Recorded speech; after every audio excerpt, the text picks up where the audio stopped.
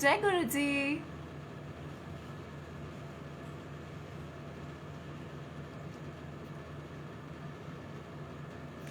जय गुरु जी संगत जी।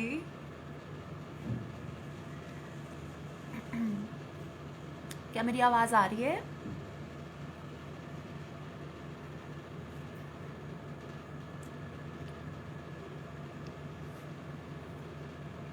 जय गुरु जी प्रिया आंटी। प्रवीण अंकल जय गुरु जी। जय गुरु जी दिव्या आंटी।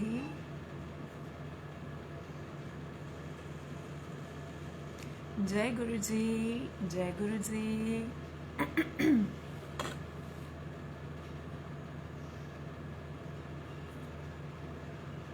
Okay perfect.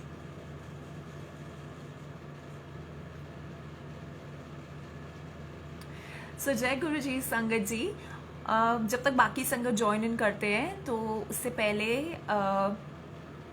वही सेम इन्फॉर्मेशन जो ऑफ कोर्स हम सबके लिए बहुत ज़रूरी है, वो मैं एक बार फिर आप सबसे शेयर करना चाहती हूँ दैट कोविड का टाइम चल रहा है and please we all know कि सप्लाईज़ की इतनी ज़्यादा कमी हो रही है और मतलब बहुत ही बुरा टाइम चल रहा है। जो भी लोग ये टाइम सफ़र कर रहे हैं, फर्स्ट ऑफ ऑल बिल्कुल भी आपको टेंशन लेने की ज़रूरत नहीं है। Guruji Maharaj is there, Guruji is watching all over us and जो भी हमारे लिए बेस्ट होगा ऑफ कोर्स गुरुजी वही करेंगे। And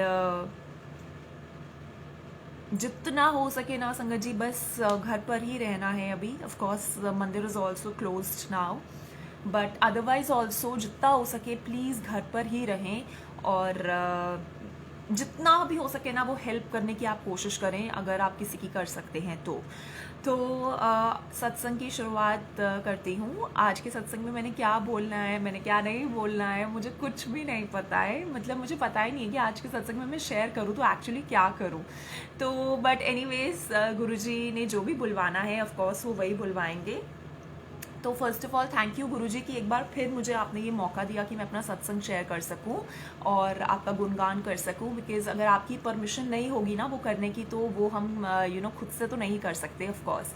end of course Varsha aunty का थैंक यू सो मच कि उन्होंने मुझे मौका दिया कि मैं अपना सत्संग जो है वो शेयर कर सकूं।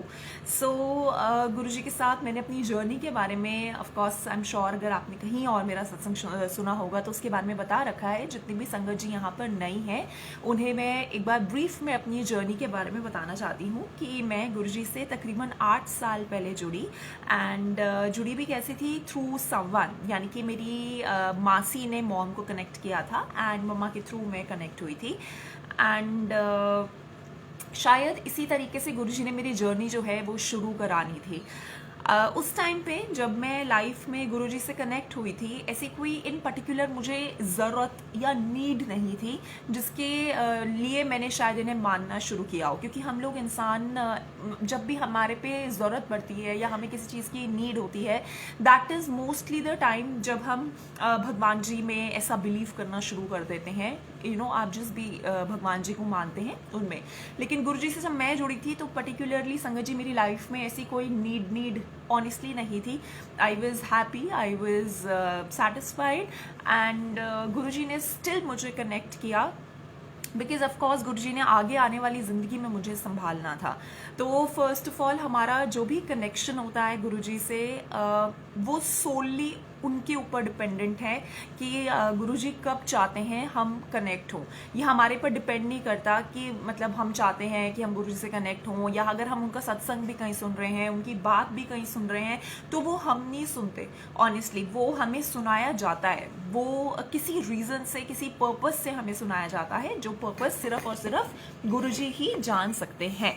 तो गुरुजी ने मेरी जर्नी कुछ उस तरीके से शुरू करी थी और गुरुजी के दरबार में ऐसा हम बहुत बार सुनते हैं ना, लोग बोलते हैं कि नई संगत हूँ मैं पुरानी संगत हूँ एंड ऑल दैट। नहीं, ऐसा कुछ भी नहीं है। जो टाइमिंग है वो टाइमिंग हमारा वंस अगेन गुरुजी महाराज ही डिसाइड करते हैं। जय गुरुजी आंचल आंटी। और हमें कब जोड़ना है वो भी हमें जो है गुरुजी ही गाइड करते हैं। तो कोई कोई कॉन्सेप्ट ही नहीं है संगत जी नई संगत का, पुरानी संगत का, नहीं, it is just your timing. Honestly मैं आपको एक बात बताती हूँ, मैंने बहुत बार ये इस बात सोचती हूँ कि मैं यार काश मैं गुरुजी को टच कर पाती, काश मैं गुरुजी को फील कर पाती, है ना, कितना सही होता। और मतलब भगवान आपके सामने बैठे हैं और मतलब क्या ना, है ना, क्या कितना सही होता। अच्छा, मेरी आवाज़ क्लियर नहीं आ रही है, अनीता आंटी सेइंग। तो संगत जी मेरी आवाज़ सही आ रही है कि नहीं आ रही है, एक बार आप बता दीजिए। Am I audible? क्योंकि मेरा नेट तो सही चल रहा है, तो पता नहीं, एक बार फिर भी आप बता दो please.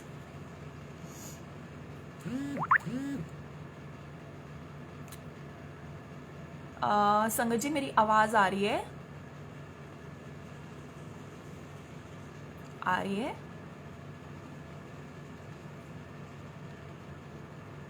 Yes you are, okay cool, ठीक है। हेलो पुनीत अंकल, जय गुरु जी। ठीक है डन, परफेक्ट। तो हाँ, मैं ये बोलना चाहती थी कि क्या बोल रही थी, भूल ही गई। हाँ कि ऑफ कोर्स ये जो टाइमिंग हुआ, मैं ये बोल रही थी कि हाँ, अगर मैं गुरुजी से, मैं कितनी बार सोचती थी कि ना काश मैं गुरुजी से ना पहले मिली होती, मैं उन्हें टच कर पाती, कितनी सारी बातें मन में हैं जो मैं उनसे कर पाती, है ना। ऐसा आई एम श्योर हम में से बहुत लोग सोचते होंगे।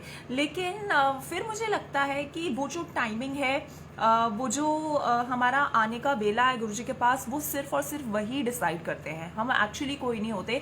क्योंकि ऑनेस्टली संगत जी मैं फरीदाबाद में रहती हूँ, ओके, और मेरे घर से गुरुजी का मंदिर यानी कि बड़े मंदिर जो है, it is hardly at a distance of से 45-50 मिनट्स टू द मैक्स। जितनी भी संगत फरीदाबाद से हैं वो जानती होंगी कि गुरुजी का मंदिर सिर्फ 45-50 मिनट ही दूर है।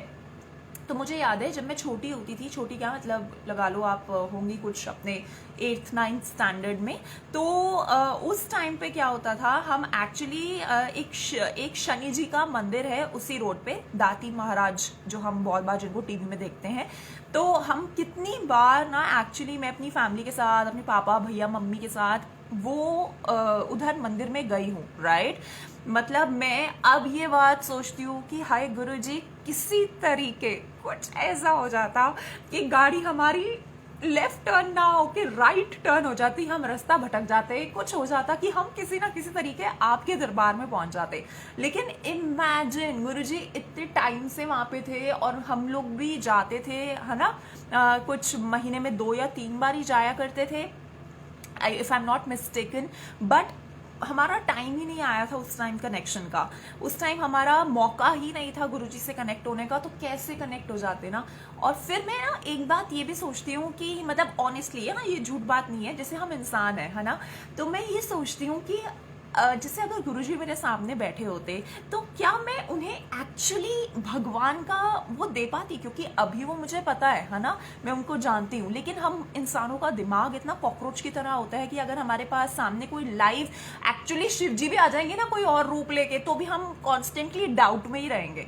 तो मैं कितनी बार अब भी ये सोचती हूँ कि इमेजिन कर बुलबुल अगर एक्चुअली तो उधर गुरुजी के मंदिर गई होती उस टाइम पे, तो मतलब क्या तो सच में इतना कनेक्ट हो पाती, because of your own inhibitions inside, अपने दिमाग की इतनी फालतू का जो हमारा गंद भरा हुआ है दिमाग में, क्या उसको साइड रख के क्या हम एक्चुअली गुरुजी को भगवान मान पाते, पता नहीं।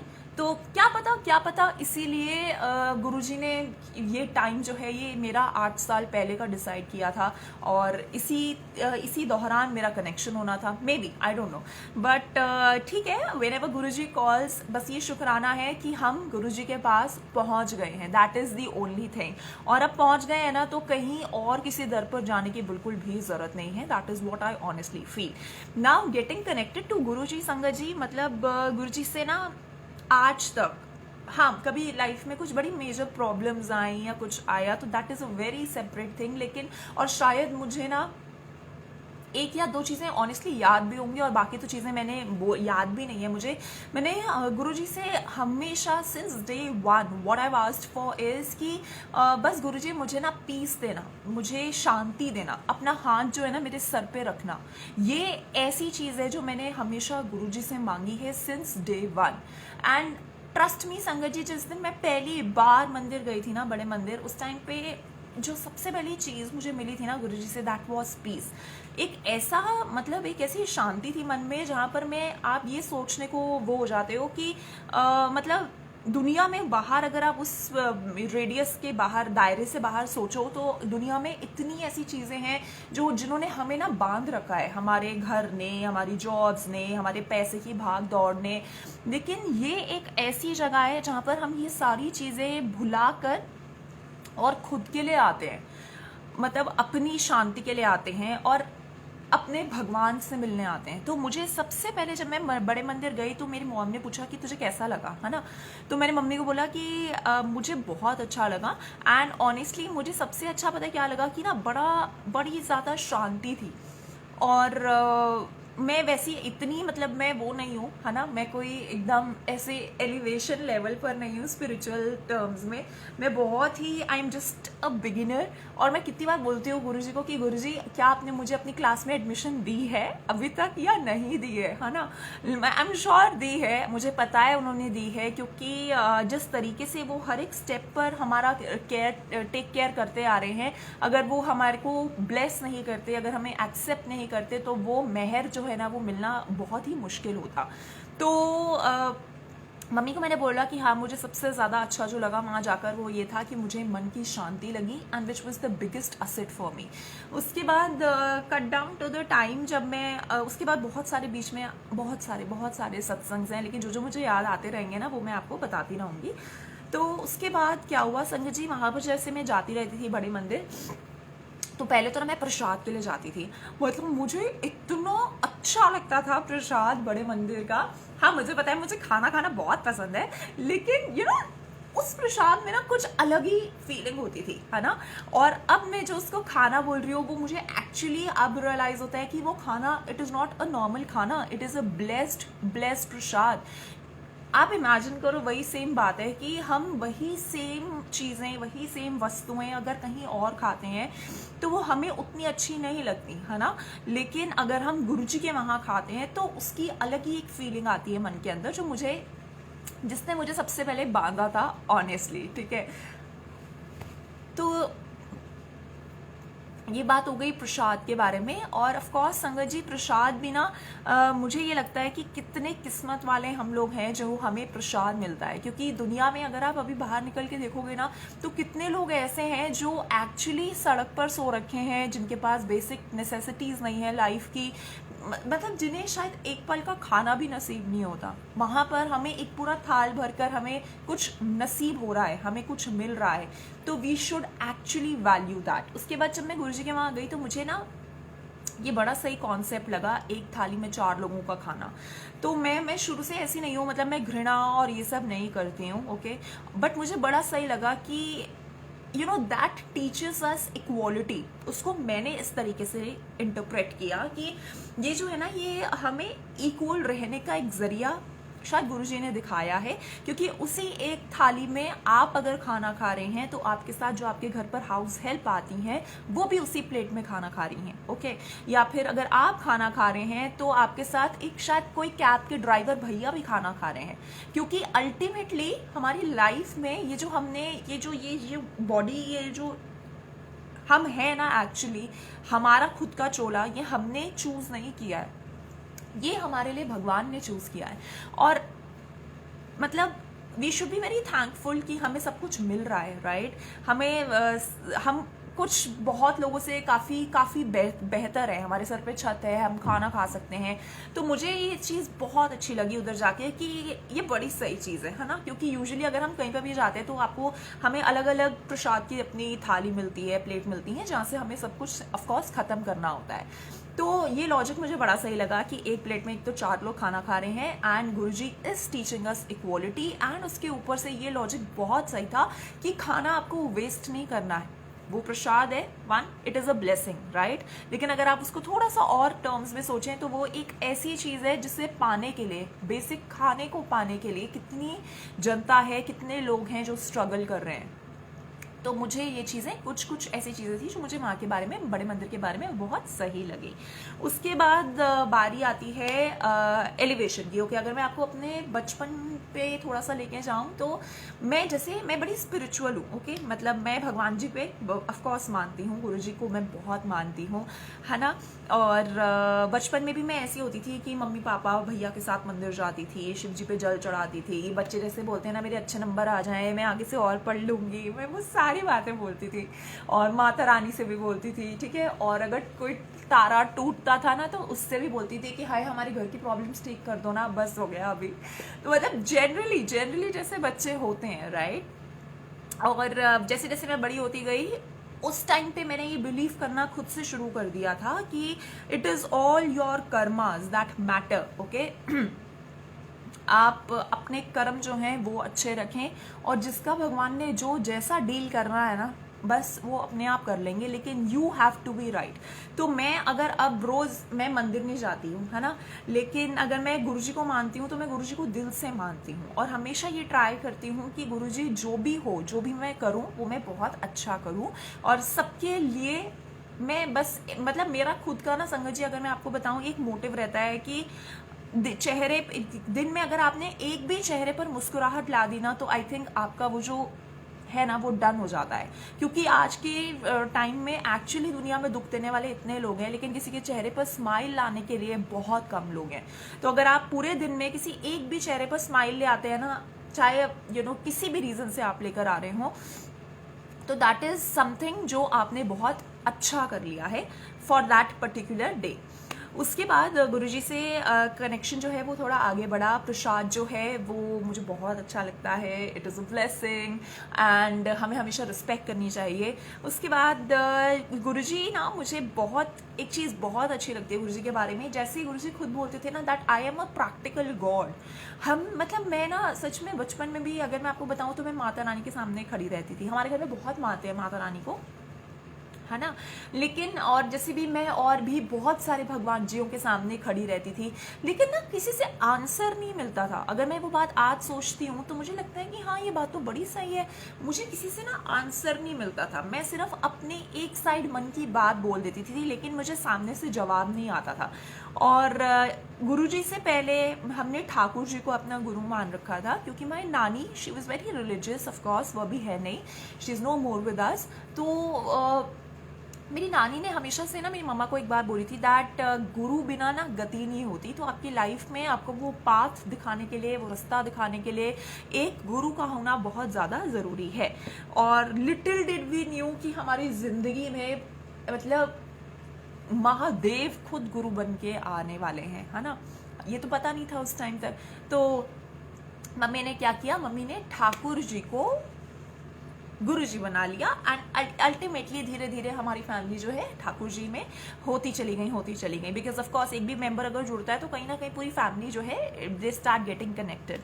तो हम वही वृंदावन वगैरह जाते थे, है ना, और ठाकुर जी की भजन संध्या और ये सब होती थी, और बहुत मानते थे। मम्मी जो राखी और टिक्का भी होता है वो गणेश जी और ठाकुर जी को ही करती थी, ठीक है, अपार्ट फ्रॉम मामू ऑफ कोर्स। एंड मतलब बड़ा सही लगता था। उसके बाद ऐसा एक टाइम आया कि जब हमारी लाइफ में गुरुजी आए, और इनिशियली संगत जी जब मैंने गुरुजी को मानना शुरू किया था ना, मैं सच बताऊं, मुझे ना गुरुजी के अंदर ना छोटे से ठाकुर जी दिखते थे, जो मुझे बड़ा सही लगता था। ओके, क्योंकि मुझे ऐसा लगता था कि अरे मतलब मैंने पहले वाले माने हुए गुरु थे उनको भी नहीं छोड़ा और इनको भी एक्सेप्ट कर लिया। तो मैं कुछ उस तरीके से इस बात को रिलेट करती थी। तो मुझे ना ठाकुर जी दिखते थे, तो मुझे बड़ा सही लगता था। लेकिन अब मुझे वो कम्प्लीटली गुरुजी दिखते हैं और मुझे बहुत अच्छा लगता है। तो गुरुजी के पास अगर हम आते हैं तो गुरुजी खुद बोलते थे कि मैं एक प्रैक्टिकल गॉड हूँ। आज के टाइम में हम जैसे इंसान है ना, बिल्कुल ही गंदे बेकार से,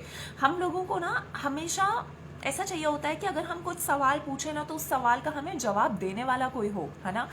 तो Guruji is one such person in our life जो हमें वो सारी चीज़ों के जवाब देते हैं। मैं अगर अपनी पर्सनल बात करूं तो गुरुजी मुझे, अगर मैं किसी भी चीज़ में डाउट में होती हूं तो गुरुजी मेक्स श्योर कि वो मुझे किसी ना किसी तरीके ना उस बात का जवाब दें। अब मैसेजेस कह लीजिए, फेसबुक, व्हाट्सएप, इंस्टाग्राम, यहाँ पर आप मैसेजेस कह लीजिए, या फिर जनरली ऑल्सो अगर कोई ऐसी बात हो जाएगी जिसमें आपको आपकी बात का जवाब मिल जाएगा। तो ये चीज़ मुझे बहुत अच्छी लगती है गुरुजी के बारे में कि थैंक यू गुरुजी कि आपने ना इस फिलॉसफी में बिलीव किया, वो भी हम जैसे लोगों के लिए, क्योंकि आपको पता था ना कि इंसान लोग कैसे हैं, है ना। और थैंक यू कि आप एक ऐसे गॉड हैं, आप एक ऐसे दाता हैं जो आप हमारे इतने सवालों का जवाब मतलब किसी ना किसी तरीके से हर इंसान को आप देते ही आते हैं। तो मुझे ये बात बहुत अच्छी लगती है गुरुजी के बारे में। उसके बाद ऐसा, अच्छा संगत जी, मैंने ना बड़े सारे अपने सत्संग ऑलरेडी शेयर किए, लेकिन ना ये सत्संग मैंने कभी शेयर नहीं किया। और मैं छोटा सा मैं क्या हुआ, छोटा सा नहीं, रुको बताती हूँ। मैं ये बोल रही थी कि ये सत्संग 1 मैंने कभी शेयर नहीं किया, जो मैं अब बताने जा रही हूँ। एंड 2, मैं ऑफिस जा रही थी गाड़ी चलाते हुए, अभी थोड़े दिन पहले की बात है, 3-4 दिन 5 दिन पहले की बात है। और मैं पता क्या सोच रही थी कि मतलब ये सत्संग मैंने क्यों नहीं शेयर किया, है ना। ये सत्संग पता नहीं क्यों मैंने शेयर नहीं किया, क्यों गुरुजी ने मेरे जहन में उसी टाइम डाला। और मैंने सोचा कि हाँ, अब जो भी मेरा अगला सत्संग होगा आई विल शेयर दिस सत्संग, ठीक है। तो क्या होता है, अब देखो, मुझे क्या लग रहा है कि मेरा कनेक्शन है गुरुजी से 8 साल का। ये बात मैं आपको इस तरीके से बताना चाहती हूँ। मुझे ऐसा लग रहा है कि मेरा कनेक्शन सिर्फ 8 सालों से है गुरुजी से, और मुझे नहीं पता कि मेरा कनेक्शन तो कितने सालों से है गुरुजी से, ओके। और आई एम श्योर आपके साथ भी यही है, आपका कनेक्शन भी जो है ना गुरुजी से वो बहुत ज़्यादा सालों का है। नो मैटर अगर हमें इंसानी दिमाग में 1 साल, 2 साल या 10 साल पता हो तो क्या होता है, जैसे मैंने आपको बताया था ना कि हम ठाकुर जी को बहुत मानते थे। तो संगत जी, एक बार मैं, मेरे पापा, मेरी मम्मा और मेरी दादी, तो मेरी दादी माँ को ना वृंदावन जाना था मत्था टेकने के लिए। तो मेरी मम्मा ने बोला कि कोई बात नहीं, क्योंकि वो हमारे ना साथ नहीं रहते। तो मेरी मम्मी ने बोला कोई बात नहीं मम्मी, मैं तुहानू लेके चलांगी, ठीक है। तो हम लोग चारों गए, हमने मत्था टेका, बहुत अच्छा रहे दर्शन, एवरीथिंग वाज वेरी फाइन। और उसके बाद हम वापस आ रहे थे, ठीक है। एंड ऐसा था, मैं और पापा आगे बैठे थे और मम्मी और दादी पीछे बैठे थे। तो क्या होता है संगत जी, हम we are on our way back Vrindavan से फरीदाबाद की तरफ, and all of a sudden क्या होता है, एक बड़ी सी नील गाय आके गाड़ी के ऊपर गिर जाती है, ओके। गाड़ी के ऊपर गिर जाती है। और of course for any one now, जब मतलब अब मुझे जैसे गाड़ी चलाना आता है तो मुझे पता है, लेकिन हर इंसान उस टाइम पे ये सोचता है कि यार 1 सेकेंड और मिल जाता ना तो मैं गाड़ी को भगा लेता, ओके। या फिर कुछ ऐसा हो जाता कि हम वो 2 सेकेंड से डिले हो जाते, कि अगर कुछ ऐसा होना है तो ये पहले ही हो जाता, ठीक है। तो क्या होता है, वो नीलगाय आके इतनी भारी, पूरी मुझे आज भी याद है वो पूरा इंसिडेंट, वो आकर गाड़ी पे गिर जाती है। ऑफ कोर्स इंस्टेंटली किसी भी ड्राइवर का दिमाग नहीं चलता, तो गाड़ी इधर उधर हो जाती है, ठीक है। और गाड़ी के साइड में ना बिल्कुल ऐसे कच्चा रास्ता होता है, खाई नहीं होती है वो, exactly it was not a खाई टाइप्स ऑफ थिंग, लेकिन थोड़ा सा डूंगा कोई रास्ता होता है जहाँ पर घास और ये सब चीजें उगी होती हैं, ठीक है। तो वो गाय क्या होती है, वो गाय गाड़ी पे बाउंस करके, ठीक है, बोनट पे शीशा वीशा तोड़ के और सीधा पलटी मारती है उस खाई के अंदर, ओके। और हुआ क्या होता है, मैं एग्जैक्टली पहले आपको सीन बताती हूँ। तो डिवाइडर होता है, ठीक है, डिवाइडर के लेफ्ट साइड हमारी गाड़ी जा रही है, डिवाइडर के इस साइड से एक ट्रक आ रहा होता है। तो वो ट्रक ने नीलगाय को मारा, वो नीलगाय उड़ के डिवाइडर पार होके हमारी गाड़ी पे गिरी, यहाँ पे बाउंस होके वो सीधा खाई में गिरी। और ये इंसिडेंट था, ये हमें सारा जो था ये हमें बाद में किसी ने बताया, जो गाड़ी हमारे पीछे आ रही थी, ठीक है।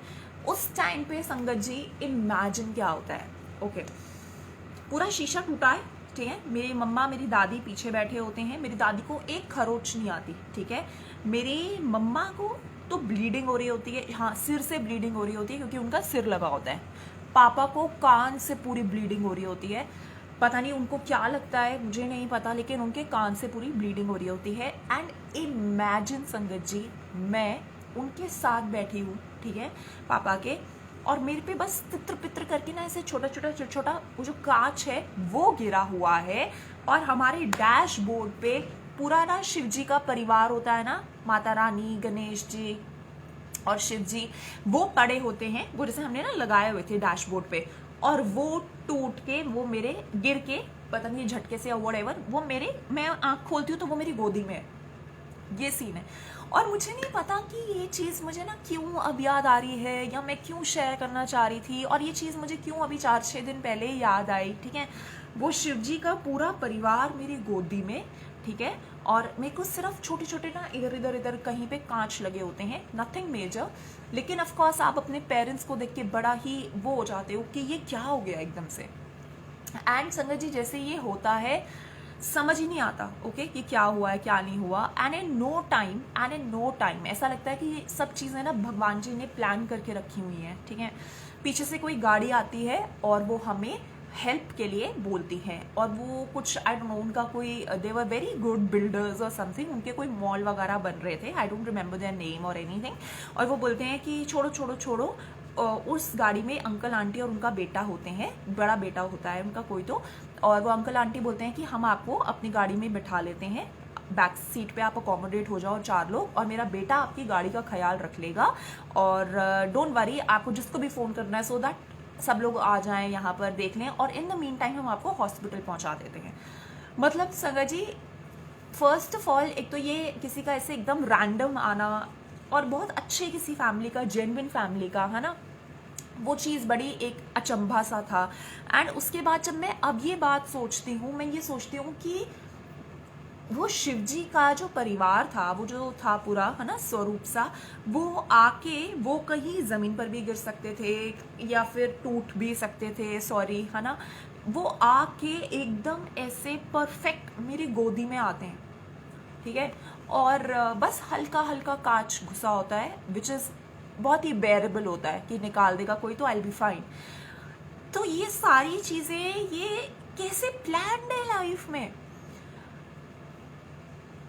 मतलब उस टाइम पे तो अब वही बात है ना, उस टाइम पे तो हम, मतलब शिव जी को हाँ मैंने बहुत जल चढ़ाए हैं, मैं अब भी चढ़ाती हूँ, है ना, लेकिन उस टाइम पे तो हम ठाकुर जी को मानते थे ना, है ना, हम तो वृंदावन से आ रहे थे, हमारे गुरु तो वो थे।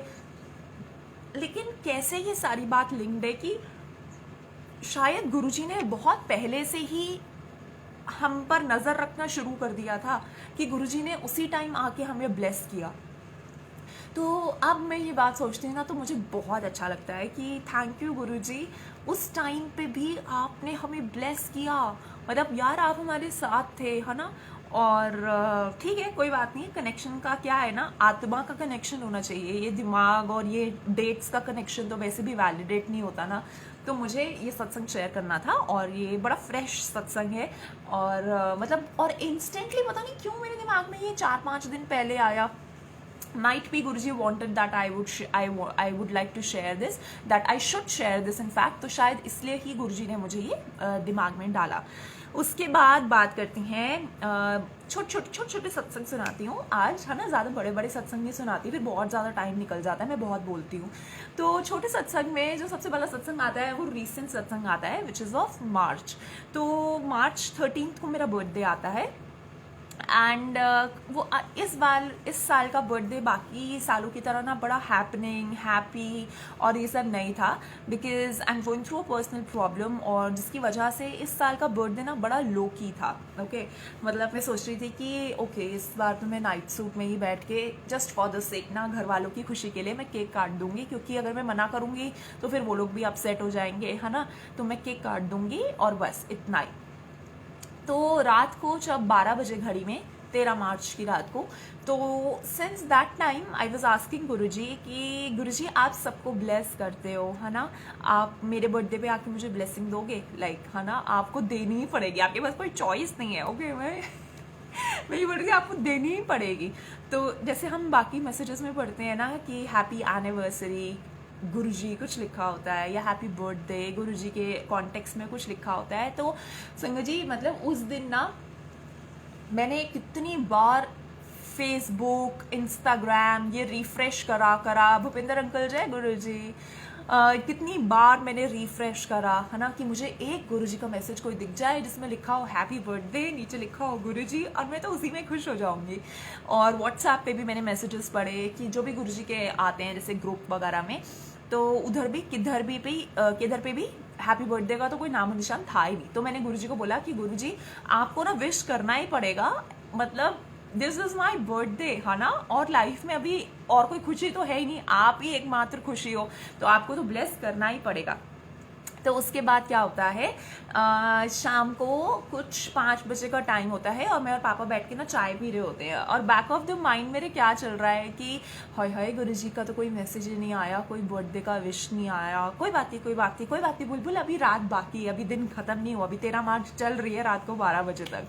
तो मतलब दैट वॉज माई विश्वास ऑन गुरुजी, कि मुझे पता है कि थोड़ी सा डिले हो सकता है चीज़ों में, लेकिन ऐसा नहीं है कि दाता आपको देने से रह जाएंगे या फिर आपको छोड़ देंगे। ओके, और इमेजिन संगत जी कुछ 5:15-5:20 का टाइम होता है और एक व्हाट्सएप पे मैसेज आता है, और वो यूजुअली ऐसे अंकल का एक आता है जो मुझे ना सत्संग के इनवाइट्स वगैरह भेजते रहते हैं, ठीक है। तो मैं ना मतलब ज़्यादा खुश होके मैसेज नहीं खोलती हूँ, क्योंकि क्या होता है वो अंकल ना, जैसे आज सत्संग है ना, अभी क्या टाइम हो रहा है 4:30, तो कोई आपको 5 बजे के सत्संग का इनवाइट आज ही तो भेजेगा नहीं, that is like a very rare thing, है ना। तो मैंने वो मैसेज खोला, मैंने सोचा हाँ आगे 14-15 मार्च का कोई सत्संग होगा और अंकल ने मुझे इनवाइट भेज दिया है, ठीक है। और मैंने वो मैसेज खोला संगत जी, एंड यू वोंट इमेजिन, मैंने वो मैसेज 2 बार पढ़ा और उसमें लिखा हुआ था 13 मार्च का सत्संग है 6 से 8 बजे का, और मुझे इतना ज़्यादा हैप्पी फील हुआ। मतलब मैं सोच रही थी कि गुरुजी मैंने तो इतनी छोटी सी एक चीज़ मांगी थी आपसे, मैंने तो एक मैसेज मांगा था और आपने तो मुझे पूरे सत्संग में ही इनवाइट कर दिया। That is so sweet of you. और दिस इज गुरुजी's रहमत, दिस इज गुरुजी's कृपा, नो मैटर व्हाट।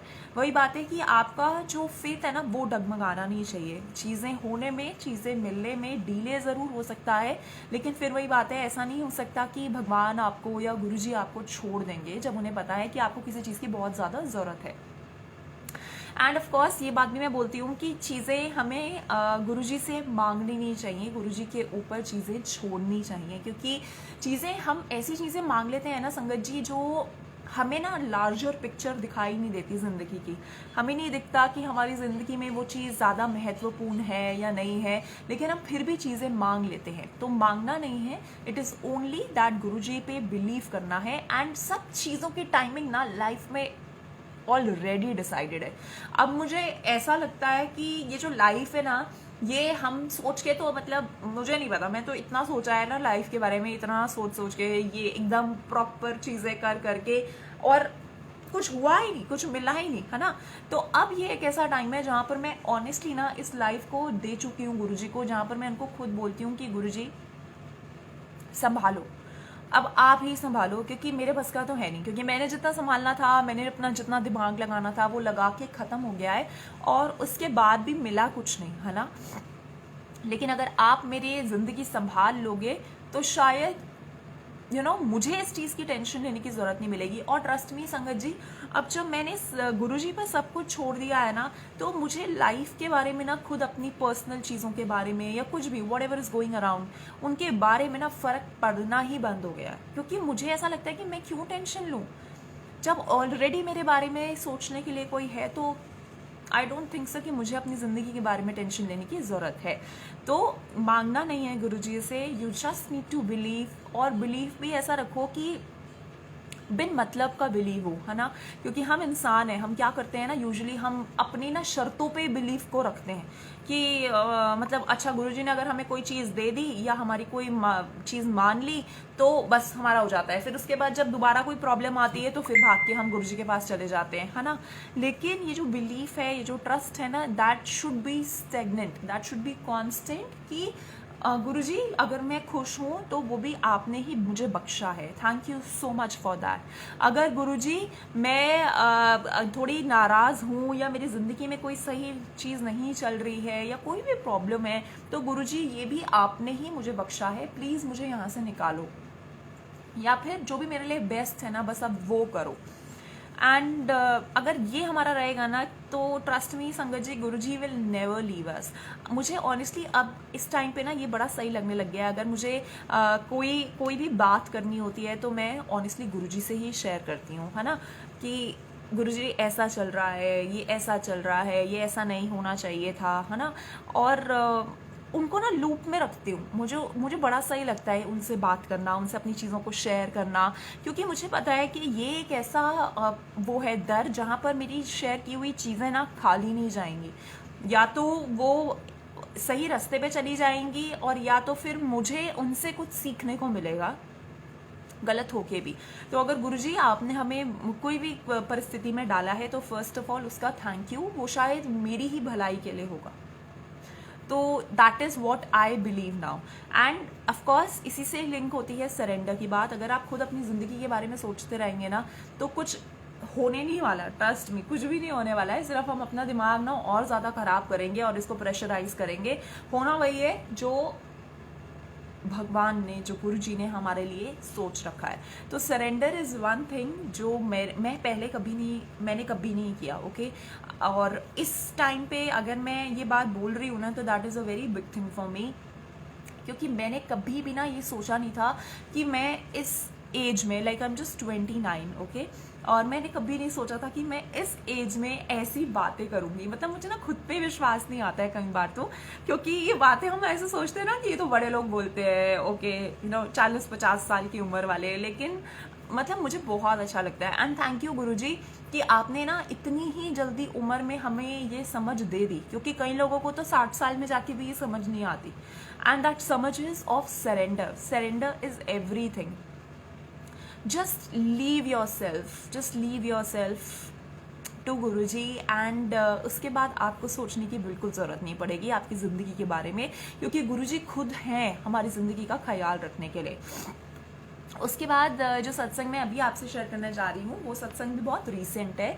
उसमें क्या होता है कि मैं एक सत्संग में अभी हाल फिलहाल में गई थी, ठीक है, और वो था यही फरीदाबाद में ही था वो कहीं, और वहाँ पर जाके फिर वही, क्योंकि बातें ना इतनी बड़ी बड़ी है बोलने के लिए, लेकिन जब हम गुरुजी के वहाँ जाते हैं या गुरुजी को देखते हैं तो कहीं ना कहीं वो ब्रेक डाउन, वो मेल्ट डाउन हो ही जाता है ना। हमें पता है कि जो चीज़ें हो रही हैं लाइफ में वो हमारी ही अच्छाई के लिए हो रही हैं, लेकिन फिर भी ये दिल, ये दिमाग, इतने सारे सवाल अंदर चल रहे होते हैं ना कि हम लोग रुक नहीं पाते उन्हें पूछने से। तो सत्संग चल रहा था एज यूजुअल, और गुरुजी और मेरी कॉन्वर्सेशन चली जा रही है कि अच्छा गुरुजी ऐसा क्यों, वैसा क्यों नहीं ठीक हुआ, क्यों खराब हुआ, या व्हाटएवर जो भी बातें थी वो सारी बातें चल रही हैं। एंड वही आंसुओं की जो बारिश है वो हो रही है, जो कि मुझे बड़ा बुरा लग रहा था। मैं सोच रही थी कि हाय हाय गुरुजी मुझे ना रोना नहीं है। बड़ा एम्बैरसिंग लगता है ना आप किसी के अगर सत्संग पे जाओ और आप ऐसे रो रहे हो, दो हमें पता है कि वो भावना के और वो सब वाले आंसू होते हैं, है ना, लेकिन अच्छा नहीं लगता है ना किसी के घर जाकर ऐसे। तो मैं बोल रही थी कि और जैसे जैसे मैं रो रही थी ना, संगत जी इनको गुरुजी का वाइट चोले वाला स्वरूप लगा था, उसमें पता नहीं अब वो लाइट की ग्लेयर थी या क्या थी, तो एक्चुअली ना मुझे यहाँ से ना ऐसे दरार से दिखने शुरू हो रही थी गुरुजी के यहाँ पे, है ना। तो मैं बोल रही थी कि अच्छा, और मैं रो रही हूँ और मैं बोल रही हूँ गुरुजी ओके, अब मैं भी नहीं रोऊंगी और अब आप भी नहीं रोओगे, ठीक है। तो मुझे अब मैं अपने आप खुद ही ऐसे समझा रही थी कि बुलबुल अगर तू रोएगी ना तो देख गुरुजी भी रोएंगे, ठीक है। तो मुझे ऐसा लग रहा था कि नहीं, रोना नहीं है एंड ठीक है। और उस टाइम पे क्या होता है संगत जी कि मैं ऐसे ना हाथ करके ना बैठी होती हूँ और मैं ना ऐसे बोलती हूँ कि हाय गुरुजी अपनी ना कोई ब्लेसिंग मुझे दे दो, कोई अपनी ब्लेसिंग मुझे दे देना, ऐसे करके कुछ तो मैं बोलती हूँ, ठीक है। और एकदम से क्या होता है, मैं आँख खोलती हूँ तो एक आंटी मेरे हाथ में आके ना टिश्यू पेपर रख जाती है कि रो रही है और अच्छे से साफ कर ले तो मुझे ना इतना सही लगा। तो पहले मैंने उस बात का लॉजिक ना समझा नहीं, क्योंकि दिमाग थोड़ा मोटा है ना, लॉजिक लगाने में भी टाइम जाता है। तो मैं ऐसे सोच रही, मैंने कहा हाय गुरुजी मैंने तो आपसे कोई ब्लेसिंग मांगी थी, और ऑनेस्टली मेरे दिमाग में पता क्या चल रहा था, गुरुजी की जुतियों में ना मुझे मोगरे का फूल दिख रहा था। तो मेरा दिमाग ना कॉन्स्टेंटली वहाँ पे था कि हाय कभी कोई काश कुछ ऐसा हो गुरुजी, मुझे वहाँ जुतियों से निकाल के ना मोगरे का फूल ला के कोई रख के दे दे। तो मुझे जब गुरुजी ने ये टिश्यू पेपर दिया ना तो संगत जी मैंने बड़ी थोड़े दिन बाद, ये जैसे भी अपने, क्योंकि मैं कुछ तो मेरा दिमाग में चलते ही रहते हैं ये एनालिसिस एंड ऑल दैट, तो मैंने एनालाइज किया कि तूने क्या मांगा था कि गुरुजी मुझे कोई ब्लेसिंग दे दो, और गुरुजी ने किसी के थ्रू हाथ में टिश्यू पेपर रखवा दिए और इनडायरेक्टली ये मैसेज दिया कि ये आंसुओं को ना पोंछ दे और रोना कर दे बंद। है ना। तो मुझे ये बात का लॉजिक तब समझ आया और मैंने कहा वाह गुरुजी, आप और आपके इंटरप्रिटेशन देने के तरीके। और उसके बाद क्या होता है, वही सेम सत्संग की बात है संगत जी, उसमें ना बलून्स लगे होते हैं ऐसे ना यू शेप में, ऐसे यू शेप में बलून्स लगे होते हैं और बीच में गुरुजी का स्वरूप होता है। तो ना सत्संग में ना एक, जब मैं बैठी होती हूँ वहाँ पर, है ना, तो एक साइड का बलून ना ऐसे करके फट जाता है, ठीक है। तो मैं क्या सोचती हूँ कि अच्छा गुरुजी अगर आप हो ना तो ना दूसरी साइड का भी ना बलून फूटे, मतलब सेम साइड का नहीं। टेस्ट देखो कैसे चल रहे, दिमाग ना, मतलब यार मुझे समझ नहीं आती है ये दिमाग ना, भगवान का भी टेस्ट लेने को रुकता नहीं है। तो मैं बोल रही हूँ कि गुरुजी अगर आप हो ना तो दूसरी साइड का भी बलून जो है ना वो फूट जाए, है ना। और संगत जी यू वोंट इमेजिन, सत्संग खत्म होने से पहले एग्जैक्टली दूसरी साइड का जो बलून है ना वो फूटा। मैंने कहा वाह गुरुजी आप तो भाई ग्रेट हो। उसके बाद क्या हुआ, उसी सत्संग में, बड़े सारे सत्संग हो गए एक ही सत्संग में, मुझे बहुत अच्छा लगा। तो उसी सत्संग में ना मैं जैसे रो रही थी, ठीक है। तो उससे पहले क्या होता है, मुझे समोसा प्रसाद मिल जाता है लेकिन उसके साथ मुझे चाय प्रसाद नहीं मिलती। तो मेरी ना कुछ नोज़ की प्रॉब्लम चल रही थी, मेरी नाक पक गई थी, ठीक है। तो मैं गुरुजी को बोलती हूँ अच्छा आपने मुझे चाय प्रसाद इसलिए नहीं दिया क्योंकि मेरी नाक पकी हुई है, कि मेरी नाक को गर्म चीज़ें ना मिले, थोड़ा सा ब्रेक मिल जाए, इसलिए ये सब बातें चल रही हैं गुरुजी के साथ। और जैसे मैं रो रही हूँ तो एकदम से ना वो सेवादार अंकल आते हैं जिन्होंने मुझे वो दिया था, समोसा प्रसाद दिया था, लेकिन उसके साथ चाय प्रसाद नहीं दी थी। पता नहीं कहाँ से गुरुजी ने उनके दिमाग में क्या डाला कि वो ना, मैं रो रही हूँ और मुझे ना ऐसे टैप करके बोलते हैं कि आंटी चाय। और मैं 1 मिनट तो पहले गुरुजी को देखती हूँ और फिर मैं उनको देखती हूँ और फिर मैंने कहा ओके। और फिर मैंने लिया और जब मैंने उसे एनालाइज किया संगत जी, तो वो एक ऐसा रीज़न निकला कि गुरुजी चाहते थे उस टाइम पे कि मेरा माइंड जो है ना वो डाइवर्ट हो, चाहे वो चाय प्रसाद पी के ही डाइवर्ट हो, है ना। क्योंकि मैं रोई जा रही थी और मतलब मुझे खुद भी अच्छा नहीं लग रहा था, लेकिन आंसू रुक ही नहीं रहे थे, क्या करती ना। तो गुरुजी ने मुझे वो माइंड डाइवर्ट करने के लिए शायद अब इतने टाइम बाद, आधे पौने घंटे बाद जाकर चाय प्रसाद दी ताकि मैं शांत हो जाऊँ। तो मुझे बहुत अच्छा लगा। तो यस, मतलब ये छोटे छोटे इंस्टेंसेस हैं संगत जी जिससे ना मतलब ऐसा फील होता है कि आप बड़ी सही जगह पर हैं। और मेरा और गुरुजी का जो कनेक्शन है वो ऑनेस्टली ऐसा है कि मैं शुरू से, जब से भी मैंने गुरुजी को फॉलो करना शुरू किया है ना, तो मैं गुरुजी को सिर्फ एक बात बोलती हूँ और आज भी बोलती हूँ और आने वाले शायद जब तक मरती नहीं ना तब तक यही बोलती रहूँगी कि गुरुजी नो मैटर व्हाट, लाइफ में कितनी भी परिस्थितियां आ जाएं, कुछ भी हो जाए, लेकिन अगर आप उल्टा भी टांग दोगे ना, ये लिटरली यही वर्डिंग्स है जो मैं गुरुजी के साथ बोलती हूँ, इसलिए that's how I like to put them कि गुरुजी कुछ भी हो जाए ना, उल्टा भी आप टांग दोगे ना मुझे और स्टिल यू विल से कि मुझे छोड़ दे या यू नो वॉट एवर, तो ऐसा कभी नहीं होगा। I will never leave you, चाहे कितने भी टेस्ट ले लो, है ना।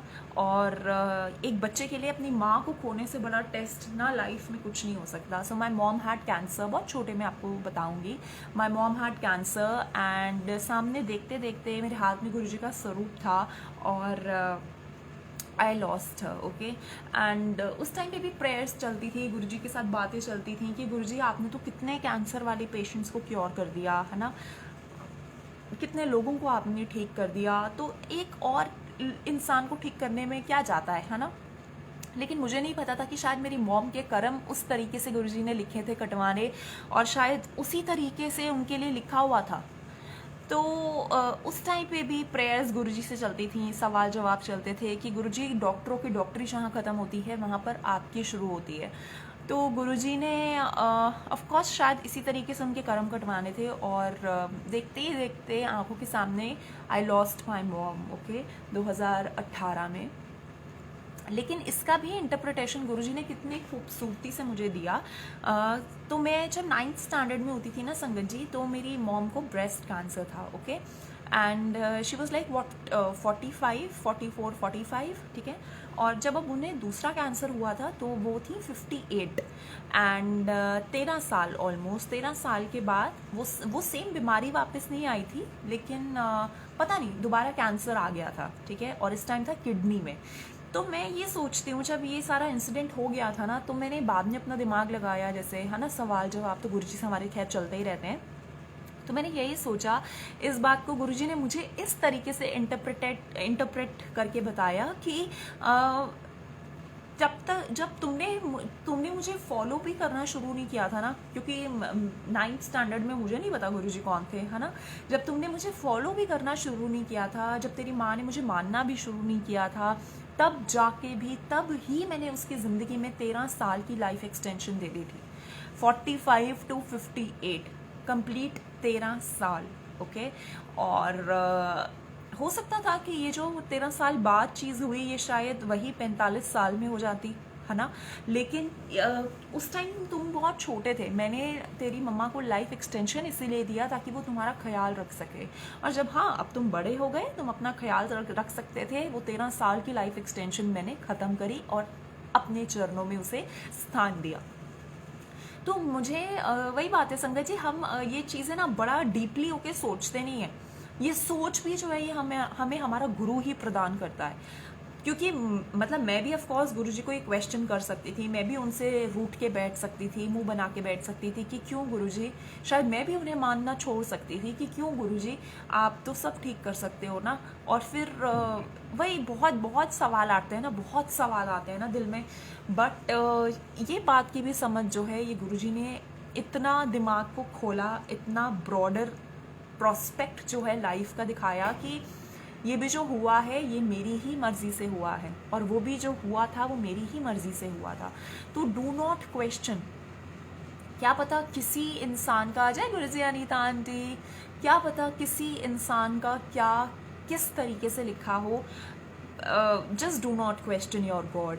तो बस ये छोटे छोटे मेरे सत्संग हैं गुरुजी के साथ, बहुत सारे सत्संग हैं, है ना। लेकिन वही बात है, बार बार सेम सत्संग में बताती चली जाऊंगी ना। तो बट ठीक है, गुरुजी के साथ अब मैंने एक नया वो शुरू किया है कि जब भी मेरा कोई सत्संग होगा तो आप उससे पहले मेरे साथ 2 नए सत्संग तो करोगे ही करोगे। एंड थैंकफुली गुरुजी ने अपनी शरण में रखा है, गुरुजी ने अपनी ग्रेस में रखा है, and that is all I want. और वही बात है संगत जी कि अगर आप माने तो बहुत कुछ है, और अगर आप ना माने तो कुछ भी नहीं है। मेरी ज़िंदगी में गुरुजी इज़ एवरीथिंग। मतलब जिस तरीके से मैंने अपने पापा को जहाँ स्थान दे रखा है ना, वहीं पर मैंने गुरुजी को एक स्थान दे रखा है कि जैसे मेरे पापा मेरे बारे में ऑफ कोर्स बुरा नहीं सोच सकते, सिमिलर तरीके से गुरुजी भी मेरे बारे में बुरा नहीं सोच सकते। सिर्फ मुझे अपना दिमाग खोल कर ना वो चीज़ समझने की ज़रूरत है। And similarly for you also, जिस भी तरीके से आप गुरुजी को प्यार करते हैं, जस्ट डू इट। और पता है आपको, मैं कितनी बातें कर रही हूँ, लेकिन मैं अपने आप को बोलती हूँ कि यार मैं कैसी सी हूँ गुरुजी, आपने मुझे 8 साल अपने से कनेक्टेड रखा। मैं फरीदाबाद में रहती हूँ, और इमेजिन करिए संगत जी, मैं आज तक एम्पायर एस्टेट नहीं गई हूँ। क्या आप मान सकते हैं ये बात? मुझे ये बात, मैंने ऐसे बोलती हूँ गुरुजी, हाय राम आपने मुझे बुलाया क्यों नहीं, पता नहीं क्यों नहीं बुलाया, पता नहीं कब बुलाएंगे। मैंने कितने लोगों से पूछा, क्योंकि मुझे ना वहाँ का रास्ता नहीं पता, ओके। मैंने कितने लोगों से पूछा एम्पायर स्टेट आप जाते हो या मुझे जाना है या कुछ है, लेकिन आगे कोई बात ही नहीं हो पाती। तो पता नहीं क्यों नहीं बुलाया। बड़े मंदिर बुला लिया, लेकिन मेरा बहुत मन है, मेरा मन है कि मैं गुरुजी के जालंधर वाला जो मंदिर है वहाँ जाऊँ। डुगरी में ऑब्वियसली होके आ रखी हूँ, है ना, लेकिन पता नहीं क्यों नहीं बुलाया, और क्या वो सही टाइमिंग है जब गुरुजी ने मुझे बुलाना है। बट ये है, अभी इस टाइम पे लाइफ में जो भी हो रहा है ना, जो भी होगा या फिर जो भी हुआ, सब सिर्फ एक रीज़न से हुआ, सिर्फ एक पर्पस से हुआ, जिसका सोल पर्पस है गुरुजी। तो थैंक यू गुरुजी। हर एक दिन ना संगत जी हम ना क्रिब करते रहते हैं, जो चीज़ें हमारे पास नहीं है ना लाइफ में, उनके बारे में ही सोचते रहते हैं कि हाय ये नहीं है, वो नहीं है।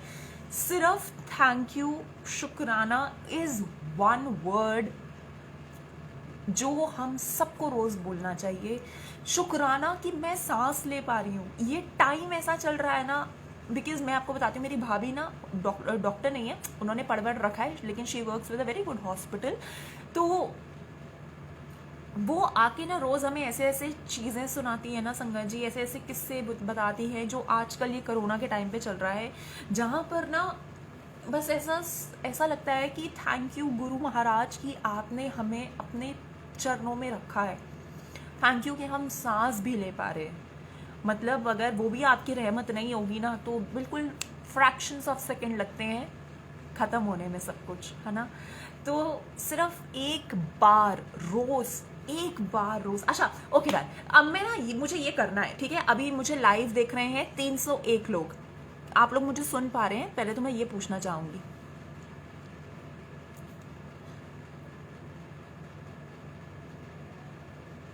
क्या आप लोग मुझे सुन पा रहे हैं?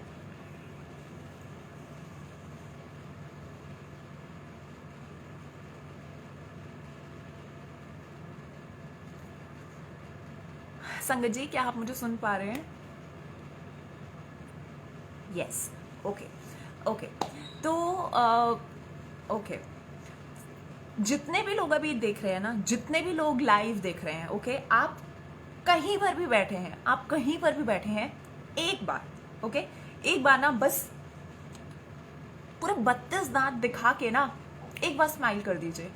मैं आपको नहीं देख सकती हूँ लेकिन गुरुजी आपको देख सकते हैं। You have to be honest to him. एक बार बस पूरे अपने 32 दांत दिखाकर स्माइल करिए और थैंक यू बोलिए।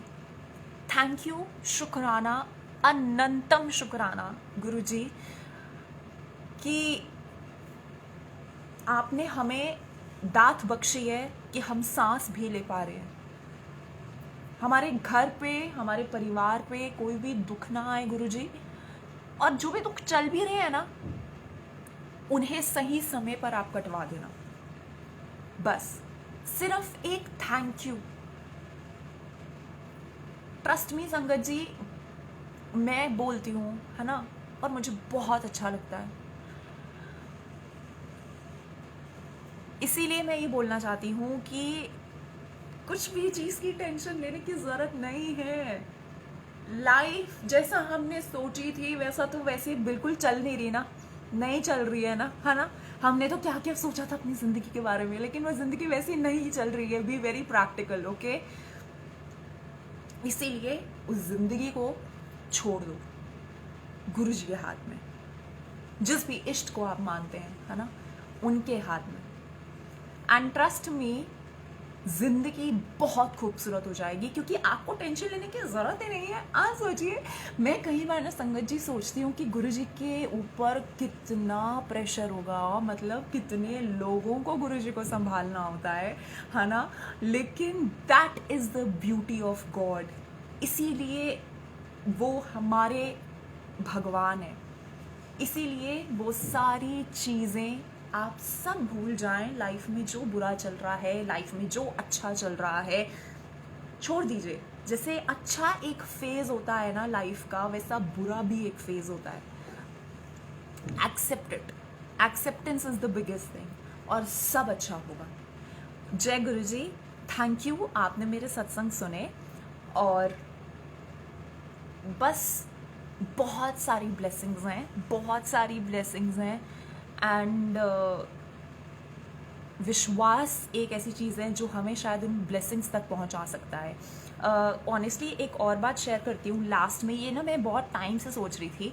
तो जब मैंने I don't know Puneet uncle अभी ऑनलाइन है कि नहीं है, I can't see him, okay. तो जब मैंने ये उनका भजन सत्संग वो सुना था ना, जा ऐश कर, ओके। तो संगत जी, ये मैंने सुना था रील्स पे, सबसे पहले इंस्टा पे, ठीक है। तो मैंने एक्चुअली, पता है गुरुजी को क्या बोला था, मतलब जैसे हम सुनते हैं, कुछ भी चीज़ सुनते हैं, है ना। ये तो मैं अब उनसे मैं कनेक्ट हुई हूँ, या मुझे अब उनके बारे में पता चला है, या जो भी है, ओके। जब मैंने वो सुना था रील्स पे ना, तो मैंने, पता है ऑनेस्टली उस दिन क्या सोचा था, मैंने कहा हाय गुरुजी, सच में, क्योंकि मैंने ना सच में संगत जी ऐसा भजन मैंने सुना नहीं था। लेकिन कितनी वैलिड बात है ना कि हम सब वेट करते हैं गुरुजी की उस सेंटेंस का कि जा ऐश कर। हम सब चाहते हैं कि एक बार तो गुरुजी बस एक बार बोल दो, है ना, जिंदगी तो एकदम धन हो जाएगी। तो जब मैंने सुना था ना, तो मैंने पता क्या सोचा था कि मैंने कहा हाय गुरुजी, ये तो बड़ी सही बात है। मैंने कहा हाय, एक बार ना, हम सब यही प्रे करते हैं कि बस एक बार ये लाइन बोल दो, जा ऐश कर, और उसके बाद हमें ज़िंदगी के बारे में सोचने की ज़रूरत ही नहीं है। खैर ज़रूरत तो अभी भी नहीं है, लेकिन हो जाता ना, एक इंश्योरेंस मिल जाती है दिमाग को। तो मुझे बहुत ही अच्छा लगा था। थैंक यू पुनीत अंकल कि आपने इतने अच्छे अल्फाजों में एक चीज़ को फ्रेम किया। और सच में उसमें जो बीच में वो आता है ना पैराग्राफ, जहाँ पे बड़े उसमें बोलते हैं कि मैं तेनू रुला के भी देख लिया, परीक्षा भी लेके देख ले, ये लाइनें ना मुझे सॉरी बट ये लाइनें मुझे सच में अपने ऊपर लगती हैं कि रुला के भी देख लिया, परीक्षा भी लेके देख ली, अब जो है अब खुशियां बनाने का टाइम है, जा ऐश कर। एंड थैंक यू गुरुजी कि आपने इतने अच्छी अपनी पूरे अम्ब्रेला के अंदर रखा है, हम सबको रखा है। बस ऐसे ही जो अपना प्यार है वो आप बनाए रखना। एंड हम सब ब्लेस्ड हैं, बस एक बात आपको ध्यान रखनी है, हम सब ब्लेस्ड हैं, हम ऐसे दाता के बच्चे हैं जो हमें कभी ना रुलने नहीं देंगे। सो थैंक यू संगत जी, आपने मेरा सत्संग सुना, आप लोग यहाँ आए। एंड गुरु जी महाराज हम सबको बहुत ब्लेस करेंगे। टाइमिंग में थोड़ा सा आगे पीछे हो सकता है क्योंकि कितने लोगों को ब्लेस करना है ना, लेकिन ब्लेसिंग्स तो मिलेंगी। तो जय गुरु जी, शुक्राना गुरु जी। बस हमेशा ना हंसते रखना। मैं चाहती हूँ कि जैसी मैं हूँ ना, मैं गुरुजी को हमेशा ये बोलती हूँ कि गुरुजी कि ना मेरा ये जो है ना, बस ये मुझे कभी मत खोने देना, क्योंकि ये खोया था, ये खो के भी देख लिया था और मुझे बिल्कुल अच्छा नहीं लगा। तो जो जैसा है, जो जैसा अपने आप को पसंद करता है ना गुरुजी, वो बस उस इंसान को वैसा रखना है ना। और थैंक यू संगत जी, बहुत बहुत शुक्राना गुरुजी महाराज का। पता नहीं गुरुजी क्या किस लिए बुलवाते हैं मुझे, आज के सत्संग में मैंने क्या बोला है ना, मुझे ऑनेस्टली नहीं पता, क्योंकि पता नहीं क्या कर्म है, क्या ऐसी चीज़ें हैं जो गुरुजी काट रहे हैं इन सत्संग्स के माध्यम से, क्या किसका आंसर है जो दिलवा रहे हैं इन सत्संग्स के माध्यम से। इसीलिए थैंक यू गुरुजी, ब्लेस्ड रखने के लिए और खुश रखने के लिए। ये जो ज़िंदगी है, अगर आप नहीं होते तो पता नहीं ये ज़िंदगी कैसी होती। 10% कर्म सिर्फ हमें काटने को मिलते हैं, लेकिन वो 10% भी कितने औखे हो जाते हैं ना। थैंक यू सहारा बनने के लिए। जय गुरु जी संगत जी, और हमेशा मुस्कुराते रहिए और जय गुरु जी कहते रहिए। बाय।